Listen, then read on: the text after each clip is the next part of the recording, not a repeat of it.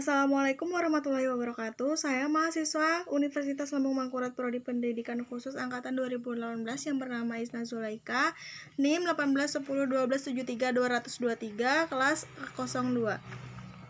Di sini saya akan mempresentasikan hasil bedah jurnal internasional yang berjudul Identifying Expression of Pleasure and Displeasure by Person with Profound Multiple Disability, dosen pengampu Dewi Ekasari Kusumastuti MPD.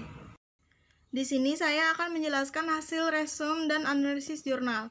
Penulis jurnal Kaja Peri dan Beamais, tahun terbit jurnal Maret 2016, judul jurnal Identifying Expression of Pleasure and Displeasure by Person with Profound and Multiple Disability. Nama jurnal Journal of Intellectual and Development at Disability, volume jurnal 30, nomor jurnal 1, halaman jurnal 28-38. Mahasiswa yang membedah jurnal saya sendiri, Isna Zulaika, tanggal pembedah jurnal 30 April 2020. Kemudian temuan masalah pada jurnal. Di dalam jurnal ini saya menemukan masalah penting tentang pertanyaan apakah ekspresi kesenangan dan ketidaksenangan lebih efektif daripada komunikasi yang sengaja. Yang masih belum ada jawaban pasti di jurnal ini, dan ada pula masalah penelitian di masa depan dengan jumlah peserta yang lebih besar dengan berbagai kebutuhan yang mendalam diperlukan untuk mendukung kegunaan dan validitas strategi yang diusulkan. Temuan juga dapat dibatasi oleh penentuan kategori perilaku komunikatif dan oleh kurangnya diferensiasi dalam kategori. Tumpang tindih dalam indeks perilaku kesenangan dan ketidaksenangan, misalnya menunjukkan kebutuhan untuk menggambarkan karakteristik spesifik atau kombinasi dari kategori perilaku umum yang benar-benar menandakan kesenangan dan ketidaksenangan. Kemudian hasil penelitian pada jurnal. Dalam jurnal ini telah didaftarkan 5 kategori perilaku teratas di mana ia paling sering mengekspresikan kesenangan dan ketidaksenangan menurut masing-masing responden.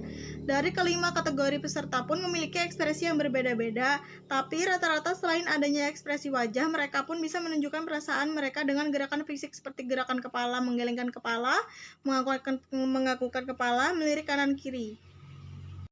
Kemudian kesimpulan jurnal yang saya dapatkan dari membaca jurnal ini adalah bahwa orang-orang dengan berbagai kebutuhan yang mendalam dapat mengekspresikan kebahagiaan melalui repertoire perilaku yang konsisten. Perasaan senang dan tidak senang mereka terutama dideduksi dari suara dan ekspresi wajah, baik dalam kombinasi dengan postur tubuh dan gerakan bagian tubuh. Ada kemungkinan bahwa perilaku dipandang secara konvensional. Informasi tentang masing-masing indeks kesenangan dan ketidaksenangan harus menjadi bagian dari rencana dukungan setiap orang dengan beragam kebutuhan. Temuan teori yang saya dapatkan pada jurnal berkaitan dengan anak dengan kelainan majemuk adalah teori yang dapat meningkatkan kepekaan dan daya tanggap pekerja pendukung yang pada gilirannya mengarah pada rasa kepercayaan yang tumbuh oleh orang dengan beragam kebutuhan. Kemudian komentar jurnal. Dari segi penulisan, ada kelebihan dan kekurangan. Pertama, kelebihan dalam penulisan yang saya dapat dari jurnal ini adalah setiap kalimatnya tersusun rapi dan kalimatnya juga nyambung sehingga lebih mudah untuk dipahami. Terkadang ada jurnal internasional ketika ditranslate menjadi tidak nyambung. Terus kekurangannya dalam penulisan saya dapatkan adalah jurnal ini terdapat gambar grafik, namun gambar tersebut tidak terlalu jelas. Kemudian dari segi materi pun ada kelebihan dan kekurangan. Yang pertama, kelebihan yang saya dapatkan dalam jurnal ini adalah salah satunya penulis menyusun profil individual tentang cara masing-masing peserta dan langsung diilustrasikan kepada yang sering mengekspresikan diri tentang kesenangan dan ketidaksenangan anak menurut responden atau yang bisa disebut orang tua atau guru.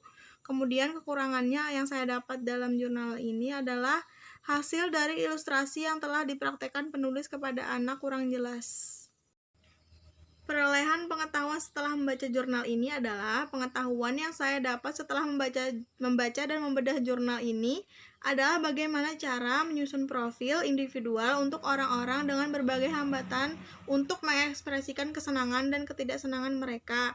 Karena biasanya seorang guru atau orang tua itu lebih susah memahami ekspresi anak itu dalam kesehariannya, dan saya juga mendapatkan bahwa menentukan ekspresi anak itu lebih mudah daripada menentukan tingkat kebahagiaan yang sebenarnya dialami anak dengan hambatan khusus.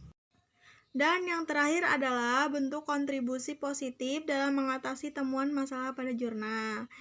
Berhubung saya adalah calon guru anak berkebutuhan khusus, maka kontribusi yang saya berikan nanti adalah memberi saran kepada responden atau orang tua atau guru sekaligus, karena biasanya melakukan observasi langsung kepada anak, memberikan saran dengan baik kepada orang tua bagaimana cara menghadapi dan mengerti berbagai ekspresi anak dan memahami perasaan anak sehingga mewujudkan rasa lebih pengertian kepada anak tersebut. Dan saya juga akan memberikan bentuk kontribusi ketika saya nanti sudah menjadi guru bagi anak berkebutuhan khusus. Saya akan berusaha menjadi lebih peka terhadap anak sehingga akan lebih mudah untuk mengerti dan menafsirkan makna ekspresi mereka dan memahami emosi dan perasaan mereka sekaligus. Dengan begitu, kita akan lebih mudah untuk membimbing atau mendidik anak tersebut. Terima kasih. Sekian presentasi hasil bedah jurnal dari saya. Apabila ada kekurangan dan kesalahan kata, mohon dimaafkan.